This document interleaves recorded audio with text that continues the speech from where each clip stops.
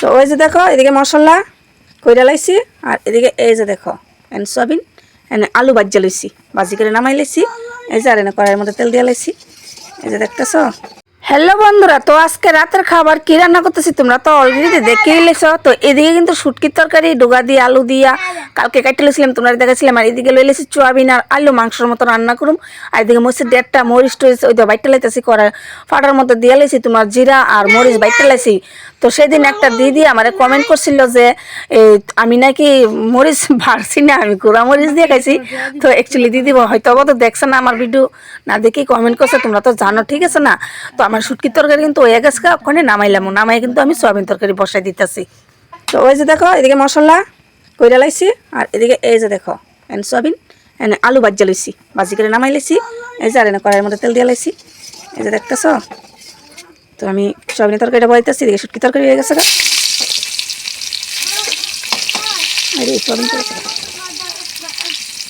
তো আমি কিন্তু তোমরা শর্টকাট ভাবে দেখাইতেছি, বাড়াবুড়ি তো শেষ হয়ে আমার। তো কড়াইয়ের মধ্যে আমি পেঁয়াজ দিয়ে দিলাম, আর সব মশলা তো এখানে বাইরটা লেলে চারিদিকে শুটকি তরকারিটা নামাইয়া থইছি। তো দেখতেছো খুব সুন্দর শুটকি তরকারি লাল, আর এদিকে ভাত হয়ে গেছে গা আমার।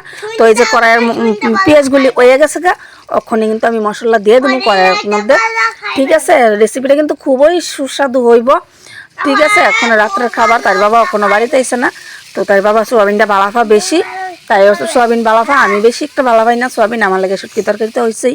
তো এই যে মশলা দিয়ে সেরা এই যে দেখো ভাজি ভাজি করে লাগতেছি। তখনই কিন্তু আমি দিয়ে দিব সোয়াবিন আর আলু একসাথে। তো ভাজি ভাজি হয়ে গেছে, দেখছো নি মশলাটা কতটা মশলা। তো এই যে দিয়ে দিলাম আমি সোয়াবিন, তখন দিয়ে দিলাম লবণ, এই যে দিয়ে দিলাম আর হলুদ দিয়ে দিতেছি।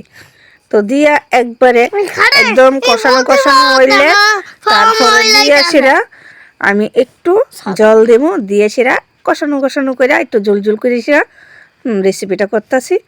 তো খুব সুস্বাদু হইব আজকে সোয়াবিনটা, আমার কাছে খুব ভালো লাগতেছে। রাঁধতে রাঁধতে রাঁধতেই বোঝা যাইতেছে যে অনেকটাই স্বাদ হইব।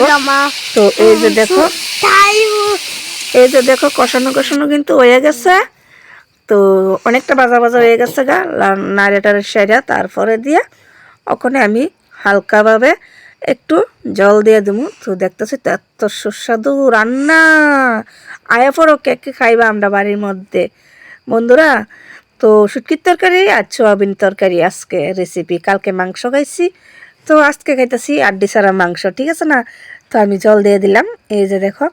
তো জল দিয়ে সেরা ডাইখা দেবো, ডাইখা দিলে তারপর সিদ্ধ হয়ে দিলে তরকারিটা নামাইলাম মশলা দিয়ে সেরা।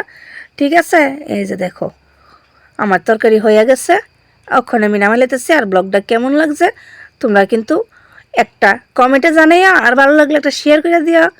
ভালো থেকো সবাই, tata, good bye, good night.